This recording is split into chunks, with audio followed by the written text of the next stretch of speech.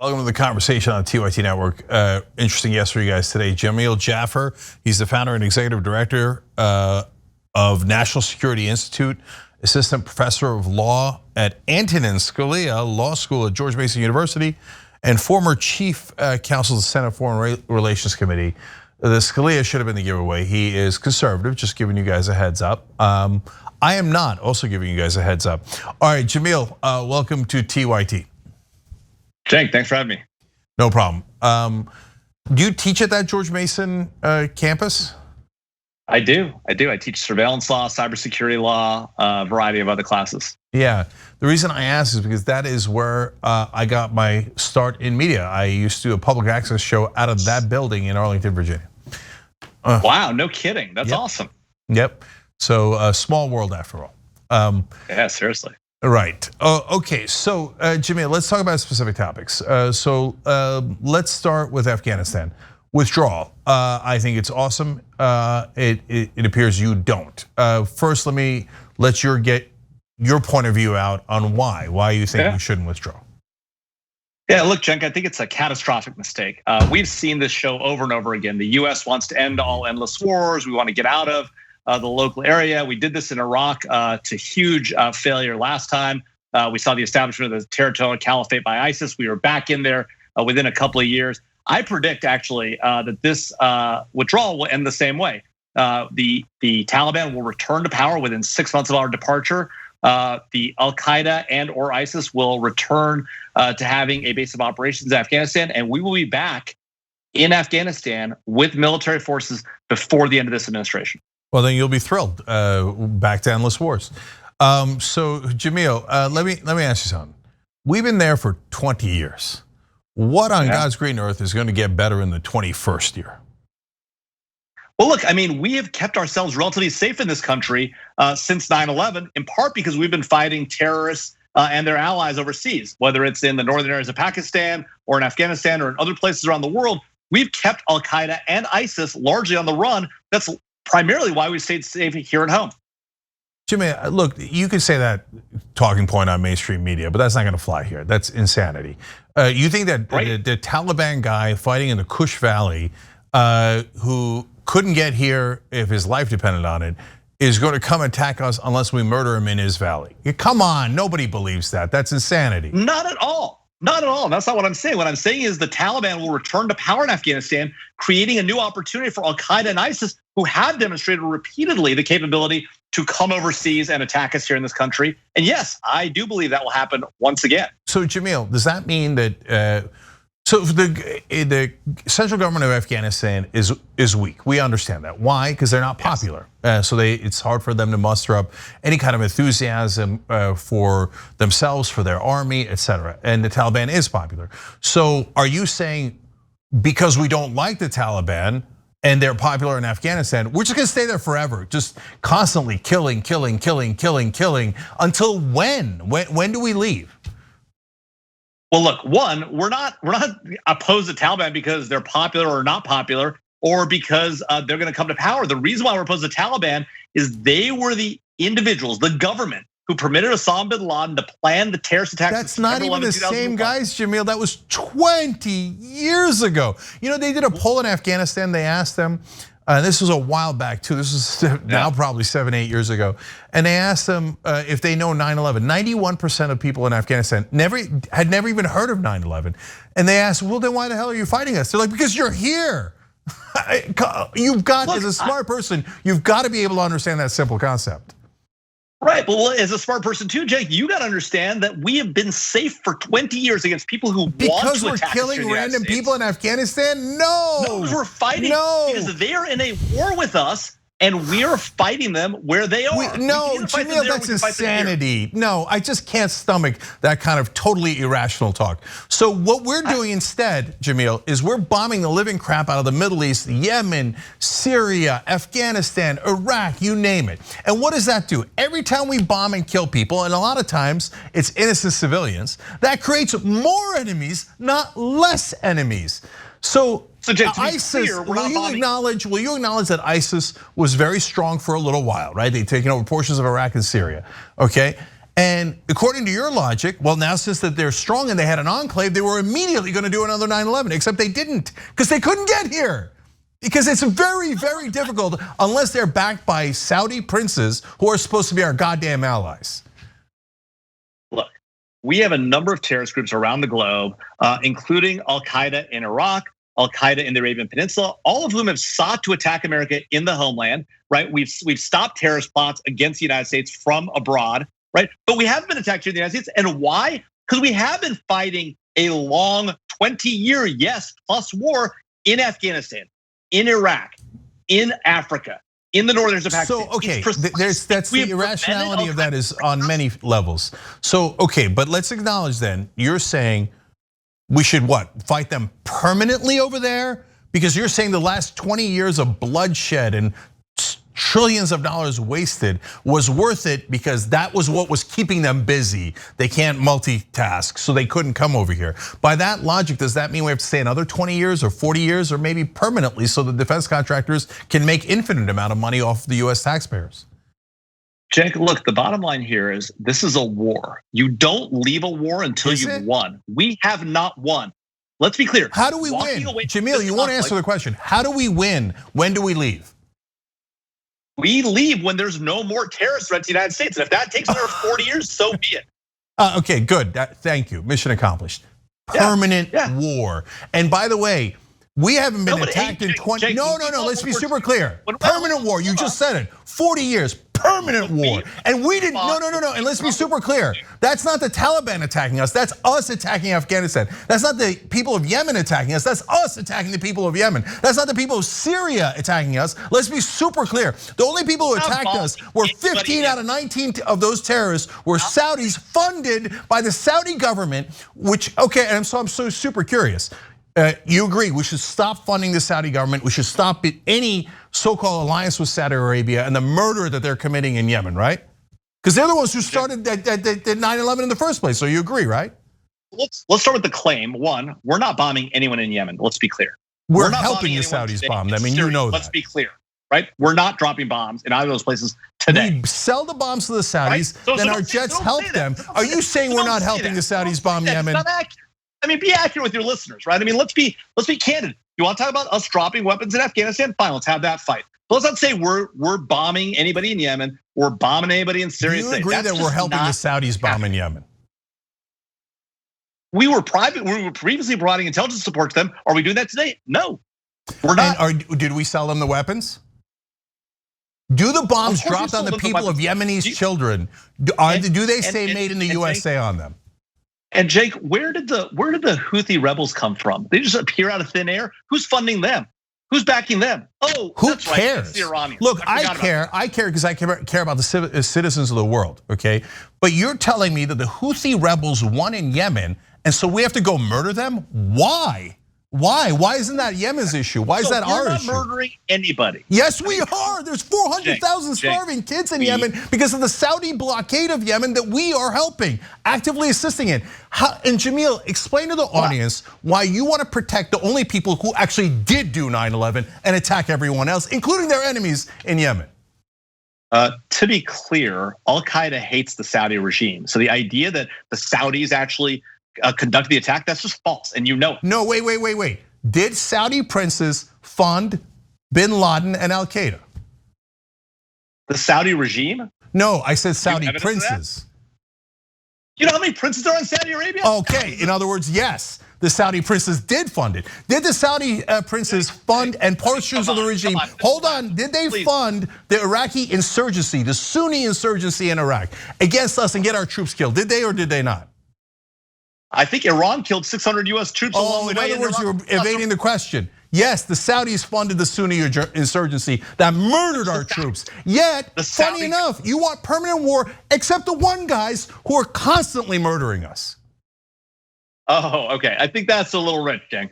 No, that's literal. Come on. That's literal. The Saudis constantly help, aid, abet, and finance the people who murdered our troops and murdered us on 9/11. But yet, the defense contractors who make money from Saudi Arabia say we should not do anything about Saudi Arabia, and they are our beloved allies. But everyone else well, we're gonna make money off of bombing them. So all of a sudden you want an endless war in Yemen and Afghanistan and all over.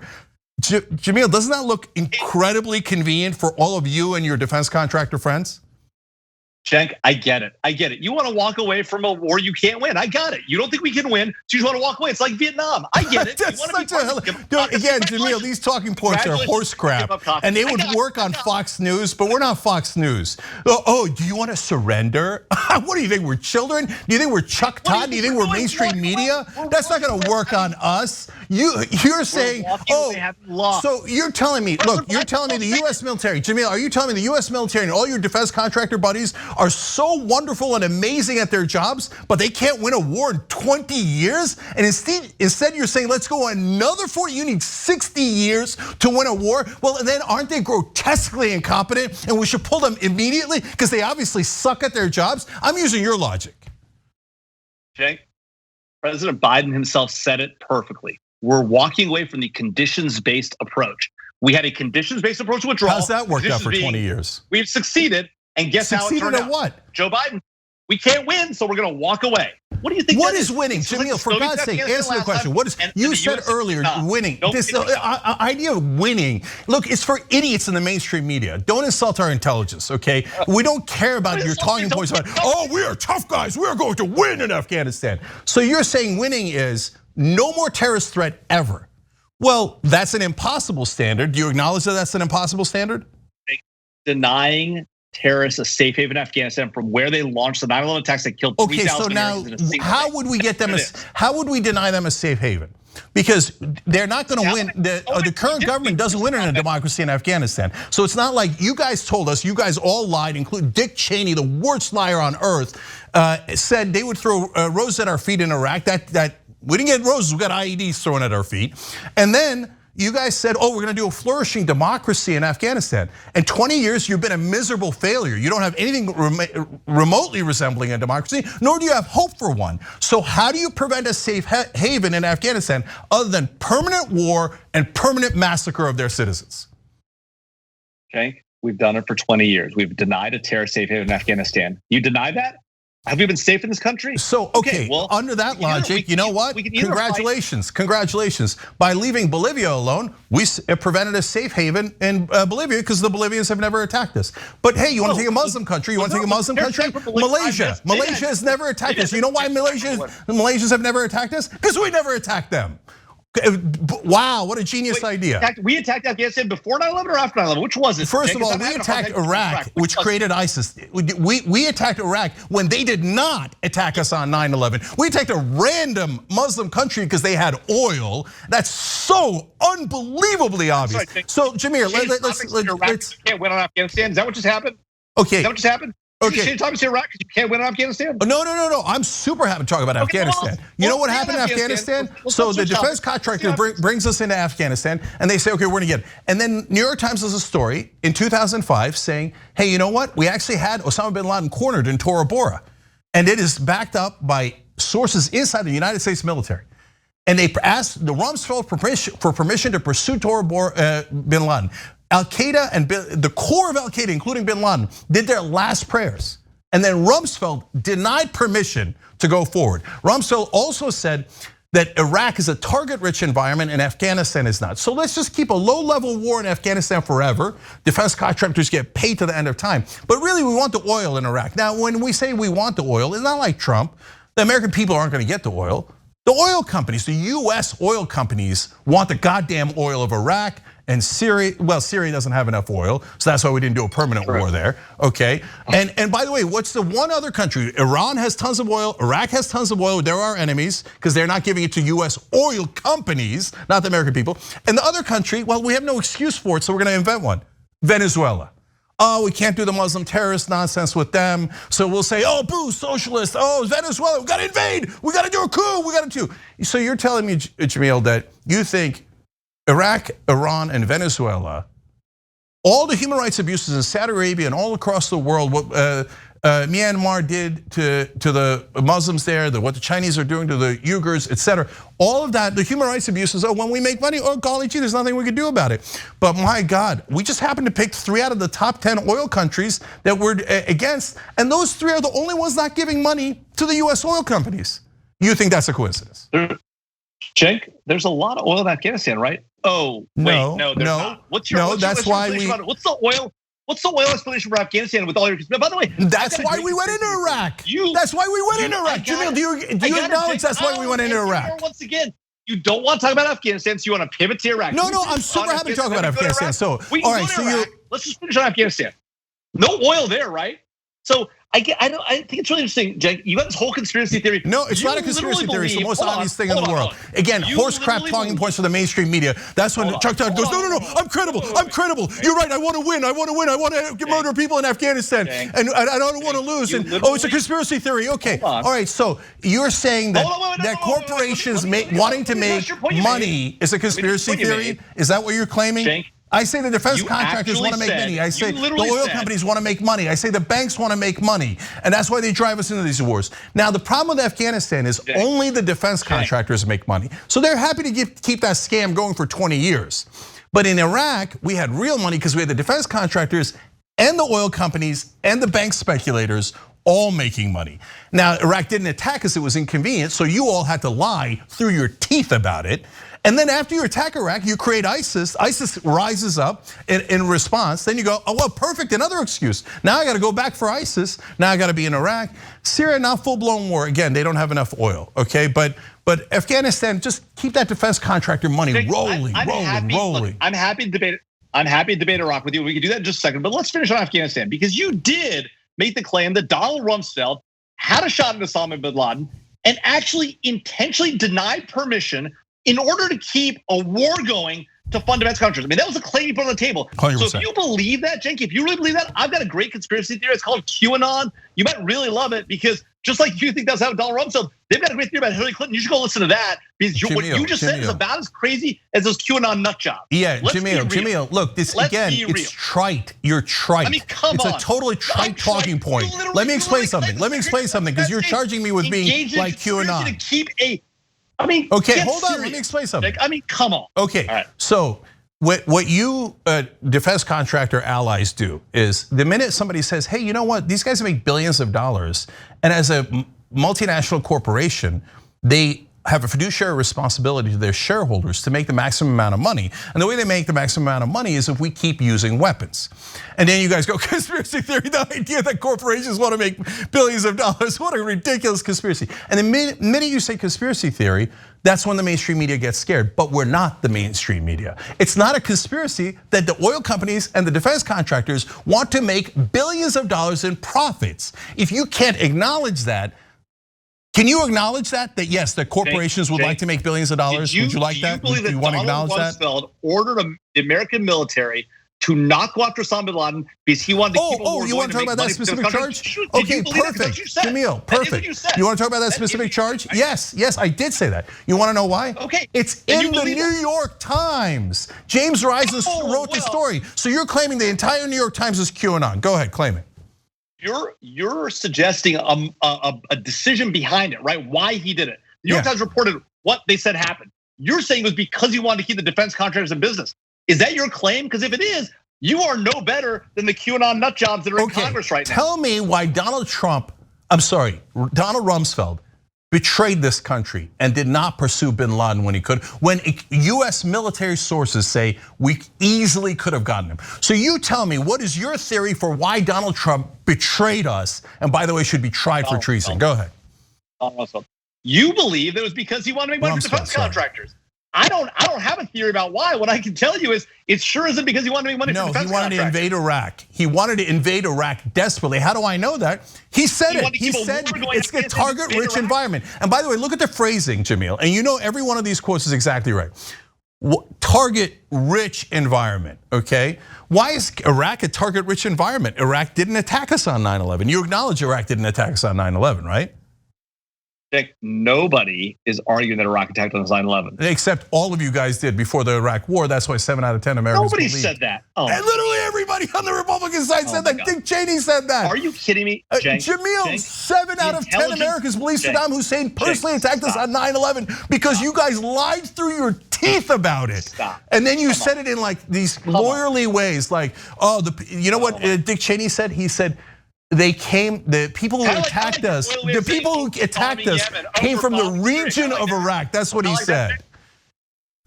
Is it the same kind of thing you just did where you're like, oh, we're bombing Yemen. Oh, we're bombing Syria. Is that kind of like that? Kind of like that sort of deceptive sort of phrasing? No, we're helping. I'm glad you asked for the clarification on Yemen. We help bomb Yemen, and in Syria, we definitely bomb Syria. Are you saying Trump didn't bomb Syria? I saw the bombs. I saw Brian Williams called them beautiful. Chemical weapons against their own people. Okay, so you're saying we did bomb Syria. I was 100% correct, but you're saying, well, of course, permanent war. Then didn't enforce, right? And then after ISIS built a home there, we didn't bomb the Syrians, we bombed ISIS. Okay, so it's exceedingly clear you never want to leave under this rubric of they have a safe haven. Under your logic, we would bomb every single country on the planet and go, hey, I'm just trying to prevent safe havens for terrorists. And I gotta stay there forever. I gotta be a permanent empire crushing the souls of everyone else. And then luckily for us, the defense contractors, the oil companies and the banks, they wind up counterattacking. And when they counterattack, well, then we gotta have even more endless wars and we make even more money. Well, what a lucky break for you and your allies. You're in the give up caucus. You want to walk away from conditions. I get it.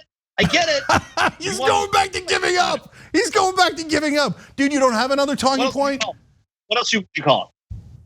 I call it not being insane. You're saying that we should stay another 20, 40 years in Afghanistan. That is mentally insane. Okay, I say we didn't win. There was no winning. You purposely set it up so that we can never quote unquote win, so we can never leave. And I'm saying I do not agree to your insanity so that you and all of your friends can get rich off of us. And I don't agree to having our troops die so that you all can get rich off of us. I do not agree. That is my position. Cenk, you think it's about getting rich. I think it's about protecting Americans. Seems like dude, that's a joke. You're getting our troops killed for your profits, okay? That's what the reality is. It doesn't protect us, it makes us less safe. All right, Jamil Jaffer, everybody. Now you guys have heard both of us. You guys decide. Maybe we should stay another 40 years to prevent the safe havens. Maybe we should have our troops killed so that Americans won't get killed. But maybe the defense contractors and the oil companies don't want to make billions of dollars in profits. Maybe you guys decide. Or maybe we should just walk away and see what happens and see if we're back in 2 years, just like we were in Iraq. We would be back in 2 years because you would do propaganda and go, oh, we gave up. We have to be tough and we have to be manly. We have to go murder more people. Yeah, I got it. I've seen this play 1,000 times. Again, we're not mainstream media. We're not suckers. And we're not gonna go for these trite talking points. And by the way, you've lost not only the Democratic Party, you've lost the Republican Party. And they can't stand you guys. The only reason you guys are still in business is because of all the money you give in campaign donations to politicians, both Republicans and Democrats, and those crooks, those corrupt crooks, take those bribes, and that's what they are. They're legalized bribes from defense contractors and oil companies so we can go murder more people for their goddamn profits. That's what the reality is. Young Turks. Thanks for watching the Young Turks, really appreciate it. Another way to show support is through YouTube memberships. You'll get to interact with us more. There's live chat emojis, badges. You've got emojis of me, Anna, John, JR. So those are super fun. But you also get playback of our exclusive member-only shows and specials right after they air. So all of that, all you gotta do is click that join button right underneath the video. Thank you.